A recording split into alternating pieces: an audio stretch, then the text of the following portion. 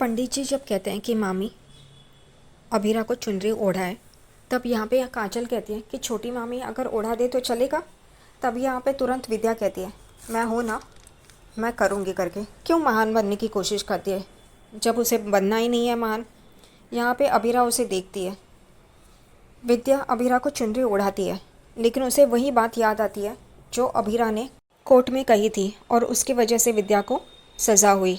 और यहाँ पे वो पिन लगाते लगाते अभीरा को चुभा रही होती है। यहाँ पे मनीषा भी विद्या को देख रही होती है कि ये क्या कर रही है करके। तभी अभीरा तुरंत बोलती है पिन लग गई है करके, और वहाँ से विद्या अपनी आंखें पोंछ के अपने साइड पे आ जाती है। सब लोग रोका सेरेमनी शुरू कर देते हैं। अभीरा चारू को गिफ्ट देती है, वैसे ही अरमान चारू और अभीर को गिफ्ट देते हैं। यहाँ पे उन दोनों का रोका होता है, लेकिन कियारा उसकी आंखों में आंसू होते हैं। तभी मनीषा उसे कहती है कि मेरी छोटी सी कियारा जो इतनी ज़िद करती थी, ये करती थी, वो करती थी, लेकिन आज उसे देख के मुझे बहुत प्राउड फील हो रहा है। यहाँ पे क्रिश भी कहता है कि अच्छा हुआ तेरी शादी इस अभीर से नहीं होगी। चारू के लिए ठीक है, मुझे कुछ इतना पसंद नहीं है अभीर। तभी यहाँ पे कियारा तुरंत कहती है नहीं, वो चारू को बहुत खुश रखेंगे, प्यार जो करते हैं उनसे। और यहाँ पे मनीषा कियारा को गले लगाती है मेरी बहादुर बच्ची करके। यहाँ पे दादीसा को कॉल आता है और अभीरा का ध्यान वहीं पे होता है। उसका ध्यान बराबर से दादीसा पे जाता है, उनके कॉल पे जाता है।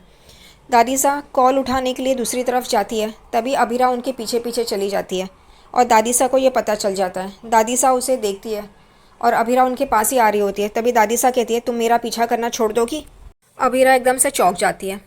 यहाँ पे दादीसा वहाँ से चली जाती है और कह रही होती है कि वो 10 साल पहले कौन सा लड़का शिवानी को लेके गया है पता नहीं, और उतने में दरवाजे से वही लड़का जो उन्हें पता नहीं है लेकिन आर के आ रहा होता है।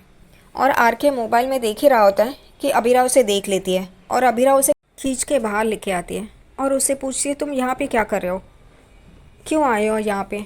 तभी आर के कहता है कि आप भूल गई हो कि हम दोनों एक साथ काम करते हैं, तो आपकी साइन की ज़रूरत थी, इस वजह से मैं आ गया। यहाँ पे मनीष जी पानी लेने के लिए जाते हैं, तभी अरमान उन्हें पानी का ग्लास देता है और उनसे बात करने की कोशिश करता है, लेकिन मनीष जी नहीं सुनते, वो गुस्से से वहाँ से चले जाते हैं। यहाँ पे अभीरा आर के को पूछती है कि यहाँ पे क्यों आए, सिर्फ एक साइन के लिए। तो वो कहता है हाँ, आप तो आ नहीं रही हो, तो आपकी साइन लगी तो मैं क्या करूँ, आपके पास आना ही पड़ेगा ना। उन दोनों की नोक-झोंक चल रही होती है। तभी अभीरा थोड़ी सी टेंस लगती है। आर के पूछता है क्या हुआ करके, तो वो कहती है कि मुझे अरमान के बारे में कुछ पता चला है। यहाँ पे आर के कहता है फिर वही बात, आपके एक्स हस्बैंड है ना, तो अब क्यों उनके बारे में सोच रही हो। तो अभीरा गुस्से से जाने लगती है। तभी आर के उसे रोकता है और कहता है सॉरी, बताइए क्या बताना है करके। तो अभीरा कहती है मुझे आधी अधूरी बात पता चली है अरमान के बारे में, तो मैं ये सोच रही हूँ उसे बताऊँ कि नहीं बताऊँ। आर के उसके हाथ में एक सिक्का रखता है और कहता है हेड्स आए तो बता देना, टेल्स आए तो मत बताना। वो कहती है क्या आप ऐसे ही हर वक्त फैसला करते हो। तो वो कहता है हाँ, यहाँ पे आने का फ़ैसला भी मैंने ऐसे ही किया था, मुझे भूख लगी थी तो सोचा क्या करूँ, तो पोद्दार हाउस याद आया इसलिए मैं आई। तो अभीरा और उसकी नोकझोंक चल रही होती है और दूर खड़े होके विद्या और अरमान ये सब देख रहे होते हैं। यहाँ पे अभीरा कहती अच्छा तो इस वजह से आए हो, मेरी साइन नहीं चाहिए थी। ऐसे ही दोनों झगड़ रहे होते हैं, नोकझोंक चल रही होती है। विद्या अरमान का के कान भरना शुरू कर देती है कि कैसे निर्लज लड़की है, डिवोर्स भी नहीं हुआ है फिर भी इसकी ये हरकतें शुरू है किसी पराये मर्द के साथ। अरे तुझे तो बहू नहीं चाहिए ना, ये तो वो कुछ भी करे तुझे क्या है। और खुद ने और अरमान ने उसके साथ क्या किया ये तो कभी याद नहीं आता है। उसके कान भरती है और वहाँ से चली जाती है। अरमान को भी देख के गुस्सा आता है। यहाँ पे अभीरा बोलती है कि मैं क्या करूँ। तभी जाते जाते आर के उसे कहता है कि अगर कोई बात है तो बता दो, ख़त्म कर दो उस बात को। और वो यही बात कर रहे होते, उतने में अरमान पास में आके अभीरा और आरके की बात सुनने की कोशिश कर रहा होता है और अभीरा भी देख लेती है अरमान को और वो भी चौंक जाती है। क्यों चौंकती है अरमान को देखने के लिए, अब तुम दोनों अलग हो रहे हो ना, तो फिर अगर नहीं होना है तो उसके साथ ही रहो, क्यों डिवोर्स पेपर्स पे साइन करने थे।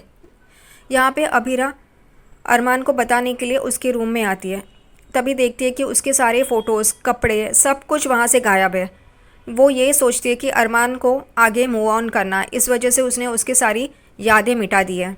यहाँ पे वो ड्रॉअर खोलने की कोशिश कर रही होती है, उतने में अरमान वहाँ पे आ जाता है और वो देखता है कि वो ड्रॉअर में अबीरा की रिंग में है, इसलिए वो ड्रॉर बंद करने की कोशिश करता है। तभी अबीरा का हाथ उसमें आ जाता है और वो एकदम से चिल्ला उठती है। वो कहता है क्या हुआ, दिखाओ दिखाओ। तो वो कहती है अब क्यों, तुम हमेशा मुझे दर्द देते हो और अब क्यों दवा लगाने की कोशिश कर रहे हो, मुझे नहीं चाहिए करके उन दोनों की बहस होती है।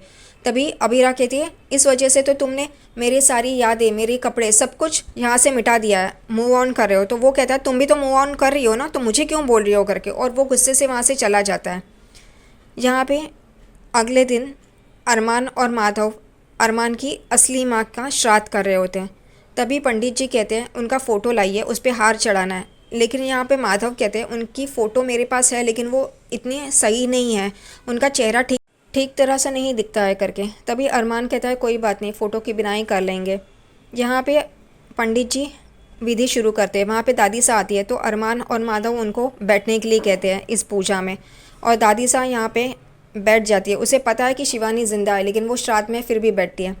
यहाँ पे शिवानी आरके को डांट रही होती है कि तू कहाँ था, तो वो कहता है कि कल अभिरा जी के भाई की एंगेजमेंट थी। तभी शिवानी कहती है फिर तू यहाँ पे क्या कर रहा था, तू क्यों नहीं गया। तो वो कहता है कि उसके भाई के साथ मेरी जमती नहीं है ना, इसलिए। तो वो उसे डांट रही होती है। उठने में अभिरा वहाँ पे आ जाती है। तभी ये शिवानी कहती है देखो ना बहू, ये कैसा बर्ताव करता है, वो एंगेजमेंट में नहीं आया। तुम भी तो कभी अपने परनानू और भाई के बीच में फंसती होगी ना, तो क्या उसी बात को लेके बैठ जाती हो क्या। तो वो कहती है नहीं, मेरे पति से मैं सुलह करने की कोशिश करती हूँ और उससे मैं उम्मीद करती हूँ कि वो सब कुछ ठीक करे, लेकिन सब बिगड़ता ही जा रहा है। वो अरमान को सोच के ये सब बोल रही होती है और रो रही होती है। आरके उसके आंसू पोंछता है और कहता है मैं तुम्हारे लिए कुछ भी कर सकता हूँ, ऐसा मत करना, तुम जो बोलोगी मैं वो करूँगा करके। और ऐसा चल रहा होता है, उतने में शिवानी खांसती है और कहती है चलने दो तुम दोनों का जो भी चल रहा है। और वो एकदम से अलग अलग हो जाते हैं। अरमान माधव को कहता है कि मुझे अपनी माँ का चेहरा भी याद नहीं है, सिर्फ उनका प्यार याद है, बाकी कुछ भी यादें मुझे याद नहीं आ रही है, मैं बहुत छोटा था। तभी माधव को अरमान पूछता है आपको माँ कैसी दिखती थी पता है। तो वो कहता है हाँ, विद्या से मेरी शादी ज़रूर हुई है और मैं उसे प्यार करता हूँ, लेकिन मेरा पहला प्यार तुम्हारी माँ ही है करके। और वो दोनों एक दूसरे को देख रहे होते हो और दादी सा भी ये सब सुन रही होती है।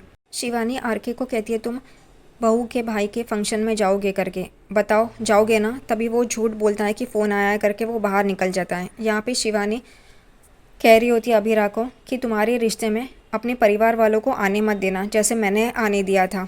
अभिरा एकदम से शिवानी की तरफ देखने लगती है और कहती है कि क्या हुआ था, ये कौन थे। तभी वो कहती है मैंने मासा को आने दिया था हमारे बीच। ये सुन के अभिरा चौंक जाती है। मासा ये नाम सुन के वो कहती है कौन मासा, उनका नाम क्या था और आरू के पापा का नाम क्या था। उसे शक होने लगता है। तभी यहाँ पे शिवानी एकदम से बेचैन हो जाती है और उसे ये बातें तकलीफ़ देने लगती है और उसकी तबीयत बिगड़ने लगती है।